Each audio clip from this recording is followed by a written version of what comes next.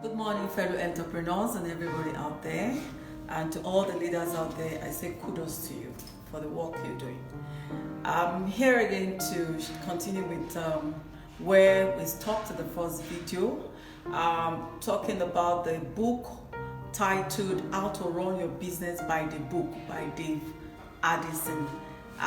We did a quick review of the first chapter, and we stopped at the case study of David. Today we'll be looking at the case study on Jesus Christ as relating to the first chapter. And the points I will be bringing out, which are the insightful truth I got, is that as a leader who wants to create a high performance culture, you must be able to clearly establish what is expected in terms of performance metrics and behavioral standard in the first place. Can I come again? As a leader who wants to create a high performance culture, you must be able to clearly establish what is expected in terms of performance metrics and behavioral standards in the first place. Jesus Christ came and he set out a lot of, he gave a lot of parables, he gave a lot of principles, and he set out a lot of a platform on which we need to conduct ourselves rightly. Even in our relationship, a lot of things were established in all the parables and principles you lay down. That is expected of you also as a leader. And another thing you need to note is that defining reality is your sole responsibility as a leader. It cannot be delegated. It cannot be delegated. So defining reality is your sole responsibility as a leader. It cannot be delegated. Please note that.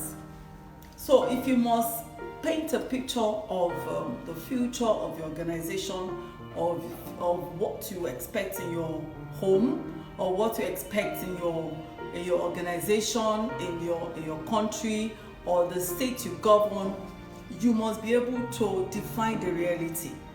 This cannot be delegated because you are the one that has the vision that you want to actually project, has a vision that you want other people to run with.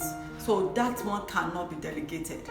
The third point is that accountability is holding people accountable and confronting in love. Accountability is what? Holding people accountable and confronting in love. We have some set of leaders that, they are so afraid to actually challenge people. Maybe because of what benefits they are deriving from them or something like that. They don't come out to want to challenge. Maybe they are subordinates at times and things like that, and they don't want to hold them accountable. I don't know why. I think it's about the little benefits the leader feels is getting from that kind of a person. And when you please want to confront, please learn to confront in love. Confront your subordinates in love. It is very, very important. If you look at the case study we're looking at today, which is the case study of Jesus, in terms of leadership traits and qualities, you will see that he was always confronting in love. The fourth point is that the sole purpose of accountability and consequences is to improve performance and not to humiliate. Leaders, I hope you are getting that.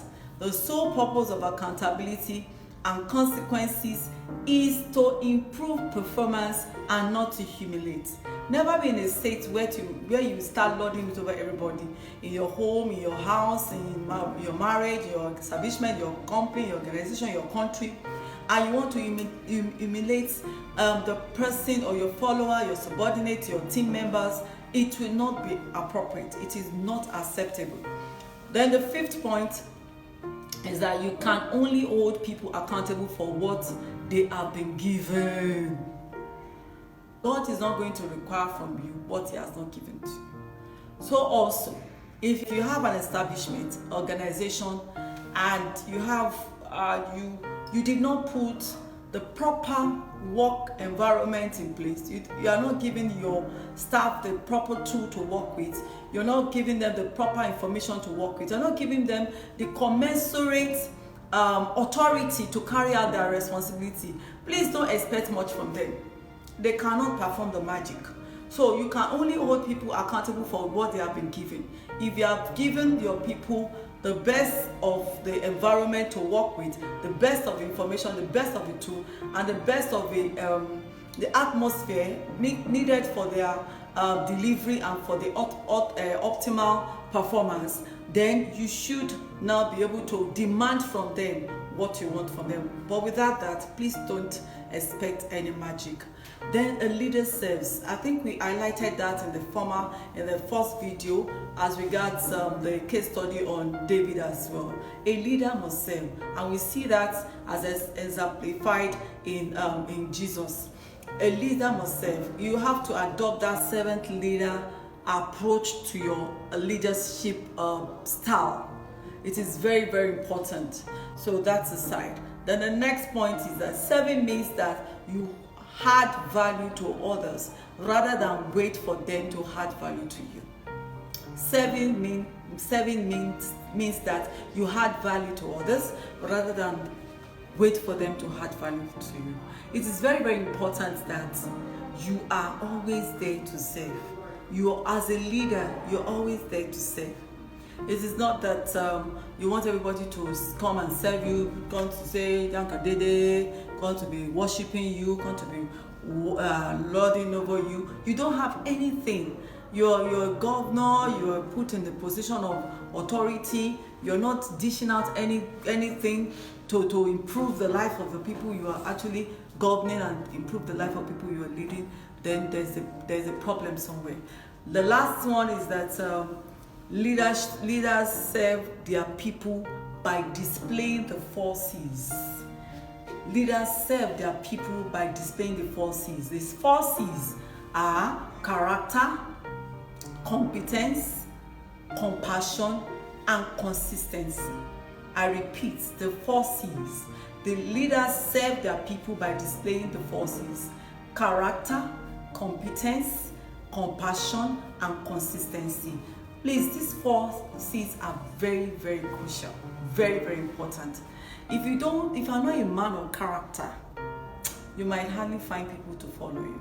And if you perchance have some people following you, then you know that they are hypocrites. They are not genuine followers. Because your character will be tested along the way, even as you lead. And it is very, very important and crucial for people to see a good virtue in you before they can follow you.